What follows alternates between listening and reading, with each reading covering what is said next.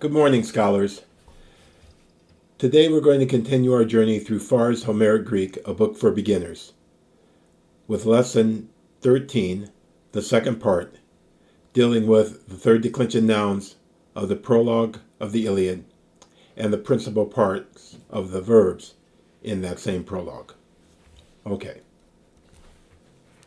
So, to start with, we have just the vocabulary that Farr gives us in 13.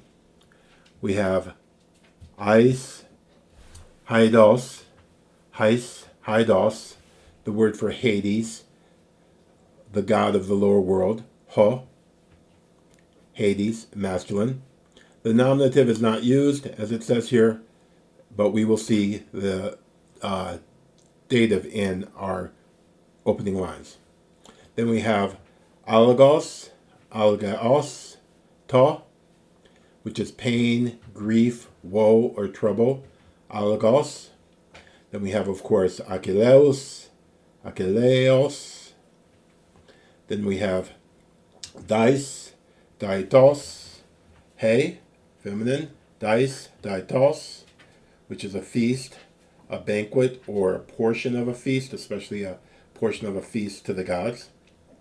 Then we have Zeus, deos. Deos, this is an irregular noun, as we'll examine soon. Then we have Heros, Heros, a mighty warrior, a protector, a savior, or Heros, Heros, a hero. Then we have Iptimos, Iptime, Iptimon, mighty, valiant, stout-hearted, or brave. Then we have Kuon, Kunos, another irregular noun, which can be masculine or feminine, Ho, He, for dog. Then we have mῆνις, meineos, He, wrath, fury, madness, rage. Then ulamenos, ulamene, ulamenon, accursed, destructive, deadly. And then our two verbs, pro-ι-άπτω, pro-ι-άπτω, hurl forward, send forth, with its principal parts, pro-ι-άπτω, προ-ι-άπτω, προ-ι-άψα. And then τίθημι,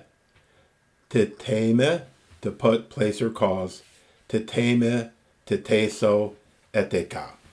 And we'll see the conjugation of this verb later. Okay. So, looking at these more closely, we have ulamenos, which is strictly speaking a participle, that is a verbal adjective, developed from the root of the verb we've already seen, aleko, with the alternative me form, alume, and your stems are al, ale, alo. See Smythe, page 708. And then we have iptimos, iptime, iptimon, which comes in an alternative form with the iptimos doing double work as masculine and feminine, iptimon. And then so if we look at Smythe 289D, in poetry and sometimes in prose, adjectives commonly of two endings have a feminine form. For instance, patrios, paterno, biaios, violent. And those commonly of three endings can sometimes have no feminine, which is what we have here. And he gives the example of anankaios and bilos. So here in Iliad 1:3, we have polos, diptimus, sukas. And you see polos, sukas, many souls, is feminine, but iptimus looks like the masculine accusative plural, whereas it's actually doing work as a feminine, because these are called adjectives of two terminations. where you have the masculine forms actually doing double work as feminines. So polos diphthimus sukas is the first example of this that we are going to see. Okay, then we have algos to, which has its stem in epsilon sigma, which is declined like epos and genos, which we saw in the last lecture. Heros, and then Zeus, Deos, which is a noun of irregular declension. So you see it derives its forms from more than one stem. So you have Zeus in the nominative singular, but it goes to Deos, Dea in the genitive, dative, and accusative, and back to Zeu, O Zeu, in the vocative. And there are other forms. And then we have another noun of irregular declension, kuon, kunos, and kuon likewise has the forms genitive kunos, dative kune, accusative kuna, alternatively kuon, and then kune, kunoin are our duals, kunes, kunon, kuse, kunas being our plurals.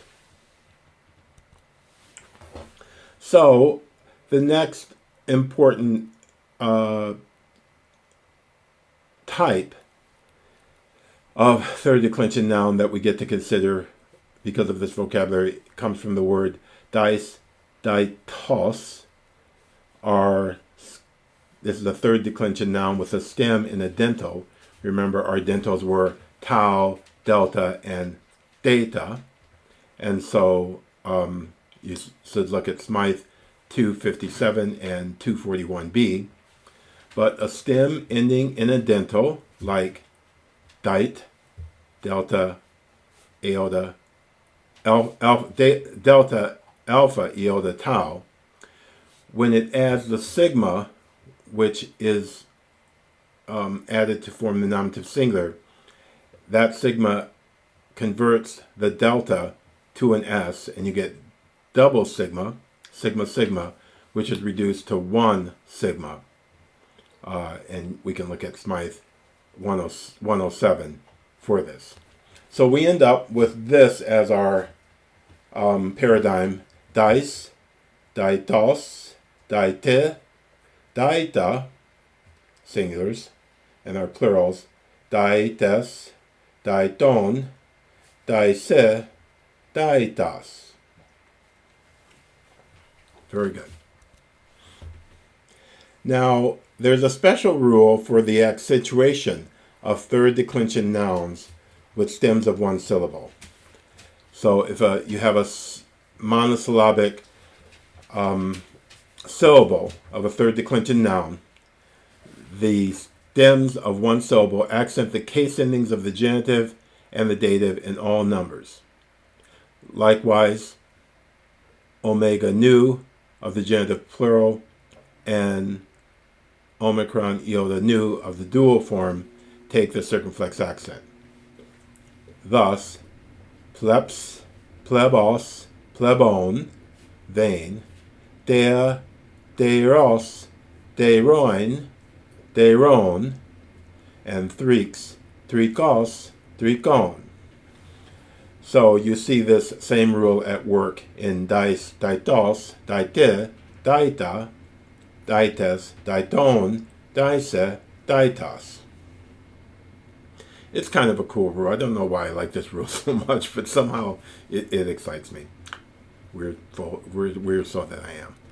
Okay, and then we have the most famous word, the word that's absolutely associated, the single word that you would associate with our great poem, the greatest poem of Western civilization, if not world civilization, Homer's Iliad, mῆνις, with the genitive meineos, hey.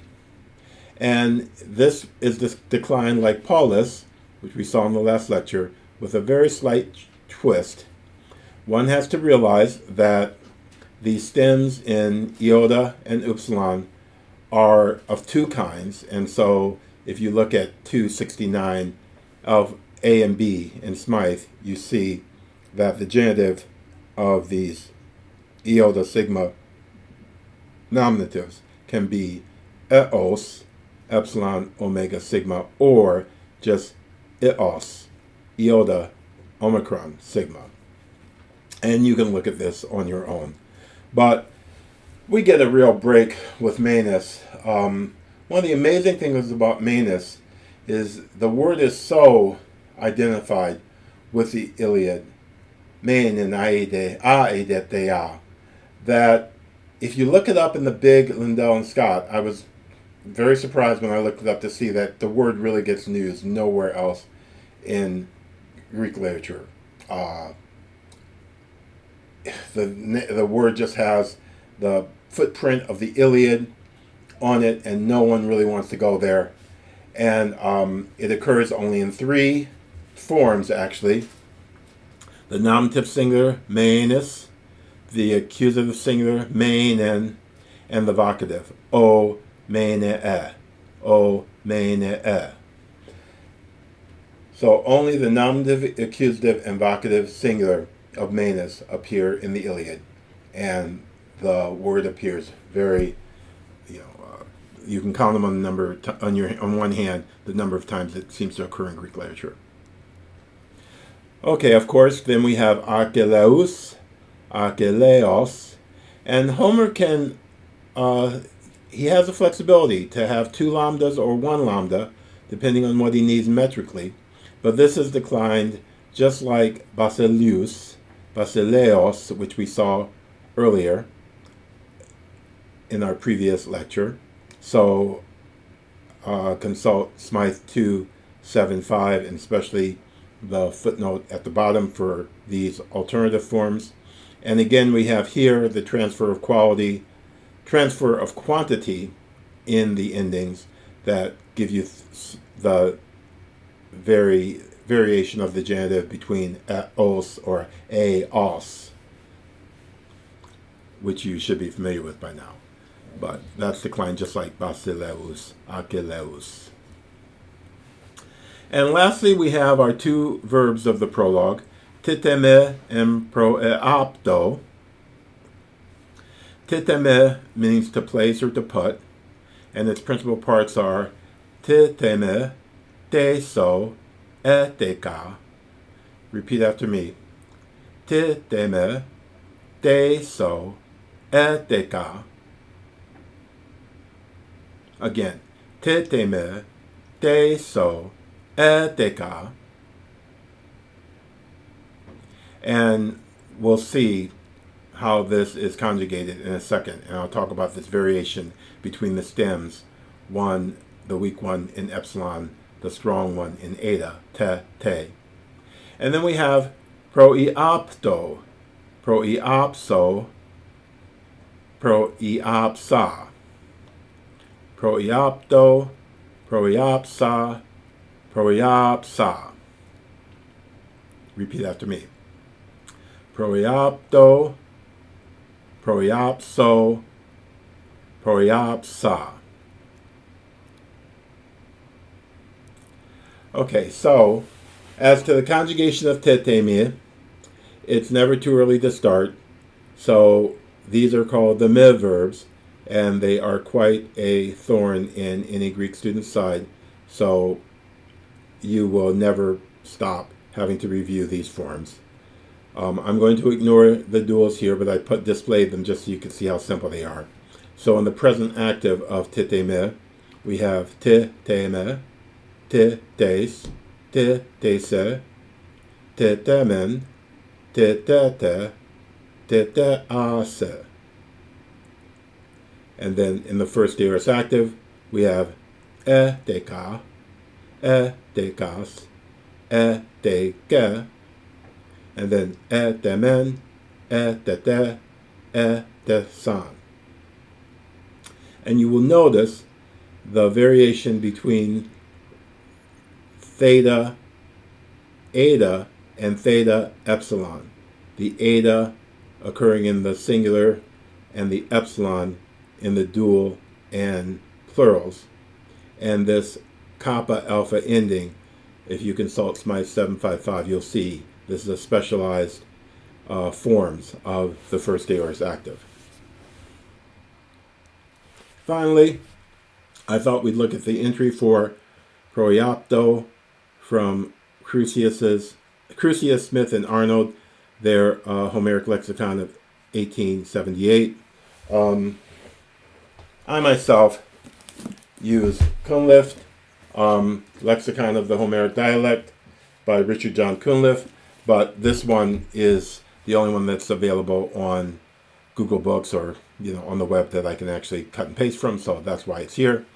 So pro-ι-άπτω has its future pro-ι-άπσω, pro-ι-άπσα with short iota, and it means to thrust forth properly, to thrust forth, like you push someone through a door, and then to send away, to send.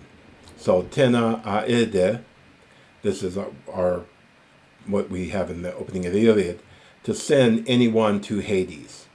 So alternatively, aedo ne occurs in Book 5, 190 as an alternative of the same expression.